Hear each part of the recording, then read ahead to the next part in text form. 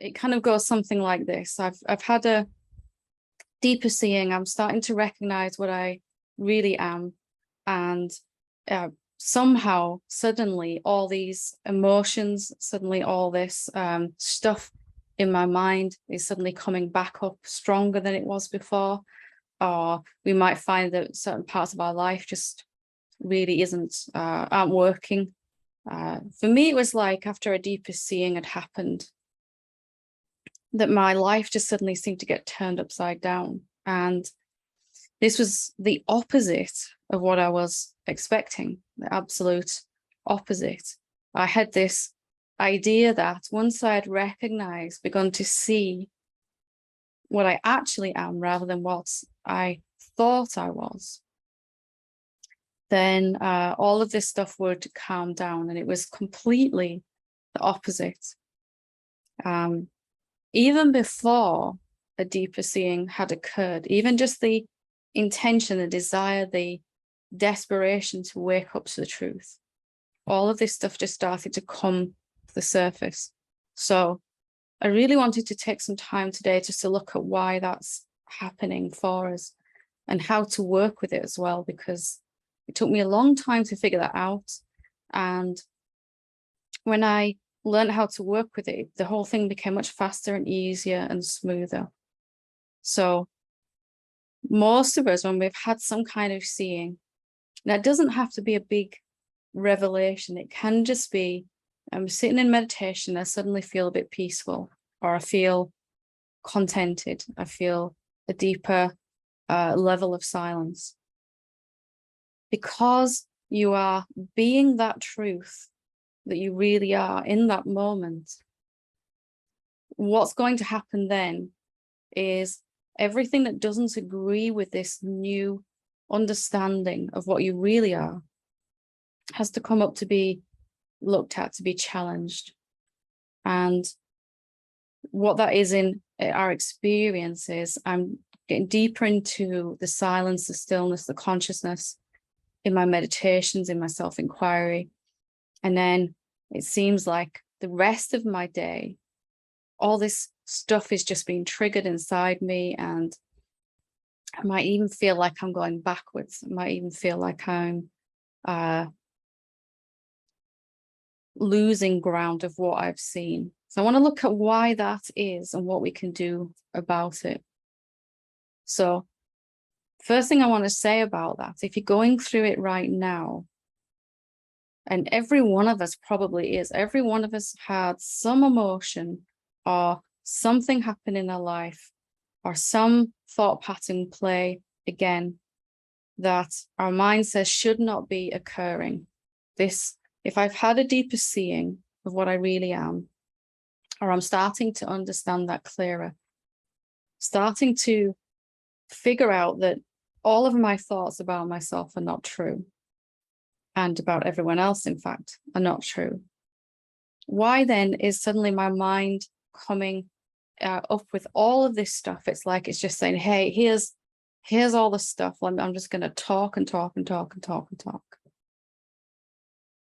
That is because your allegiance has changed inside. Your identity, what you love, what you are devoted to has changed from unknowingly being devoted to continuing this idea of being a separate being to this deeper devotion growing, this urgency, this have to get there type of feeling for awakening to the truth of our being and living as that. So our identity, what we know ourselves to be, is probably not fully resting yet in, I know I'm infinite and formless and everywhere, but it's certainly not where it was before. You can't fully believe that we're separate, alone, isolated, and that everyone and everything else is completely it's something we have to interact with. There's a separation between me and other beings and other things. So in this kind of halfway, not fully identified as a separate being, and also not fully convinced yet of my formless infinite nature, The mind and the emotions and our life experiences then can be very traumatic, very turbulent. For me, I was absolutely convinced I'd done something wrong. I had this idea that after a seeing, and they weren't massive seeings for me, there were lots of little seeings that gradually built up to this deep conviction that I'm not actually anything that I've thought myself to be. So when I began to recognize what is actually going on here and why is it happening, it was with this sense that I was being asked to examine now if my identity is deepening in the self, capital S, my infinite nature. I'm going to ask to be examined, to re-examine all these places that I still believe myself to be a someone, when I'm still acting like a someone, talking and thinking like a separate being. And that wasn't something I wanted to examine. It was something I was desperately trying to get away from. I only wanted to stay in the peace, in the silence, didn't want to look at any of this stuff. The first thing to recognize about this is not happening because you're doing something wrong. I'm going to say that again because it's really important.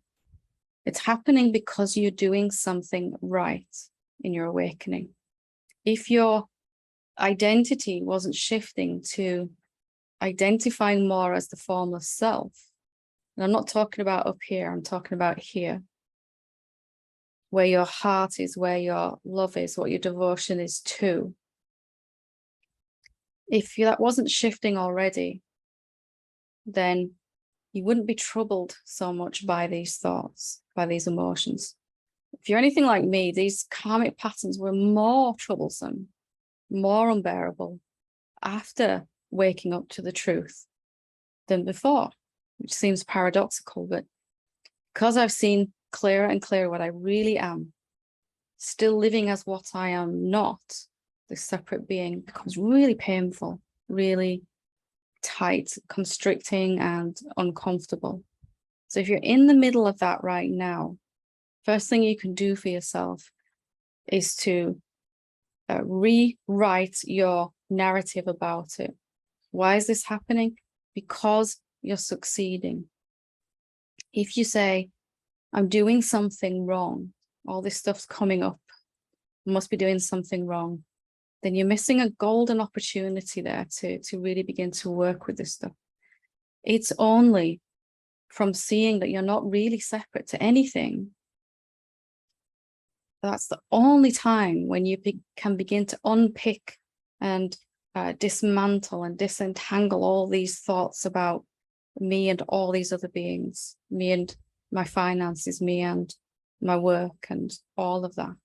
You cannot really ever fully and finally untangle all of that while you still think you are that, because it feels like you're taking yourself apart.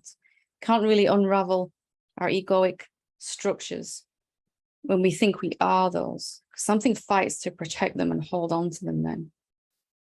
Something really wants to keep that intact and works to resist that process. So once our allegiance is switching over, this is not really what I am, then we can begin to look at this and unpick it. So it's the first thing. Can you do that for yourself today? Can you begin to say, this is happening because I'm succeeding. This is happening because my awakening is deepening. It feels terrible when you've been in a deep place in your meditation and something suddenly has triggered some strong anger or unworthiness or fear. But does that mean that something's going wrong? It feels unpleasant.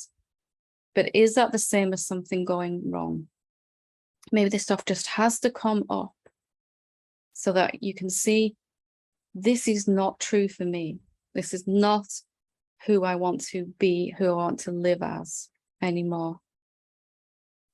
So shifting how you look at it, how you work with it, what narrative you have around this stuff coming up. Sometimes that's the only thing we need to do for these patterns to begin to, these triggers to begin to fall away. sometimes we have to look a little deeper at the idea, the belief that we're holding on to before they go away. But that work is effortless and easy and fun when we're not holding ourselves in this energy of, I'm doing something wrong in my awakening. There's never been a single human being who has woken up to the truth of what they really are and come to fully live as that hasn't kind of gone through this crazy topsy-turvy upside down in the middle phase where I am I've seen clearer what I am, and then suddenly all this stuff has to be looked at. Well, not suddenly, because it's been coming up, but suddenly now I can effectively transcend it once and for all. And if I think I am that separate being, it feels true. If I know I'm not that separate being, it's obviously not true. So that's step number one. Step number two then is to remind yourself of that this is happening so I can finally, because I can finally release it once and for all. If you just did that one thing for yourself today and consistently, your whole awakening would change overnight. What if the next time somebody pushes a button and something comes up, you say, this feels so bad because now it's so out of alignment with what I've seen myself to be that I can't deal with it. I can't tolerate it anymore. I don't need to make it wrong. I just don't want to keep agreeing with it. And this for me was fundamental then in shifting my this middle, not really fully being a separate being, not believing that, and not fully embodying my realization yet. This was what kind of shifted that over. Just this non-judgment of myself, not drawing the wrong conclusion that I'm doing something wrong and that's why this is happening.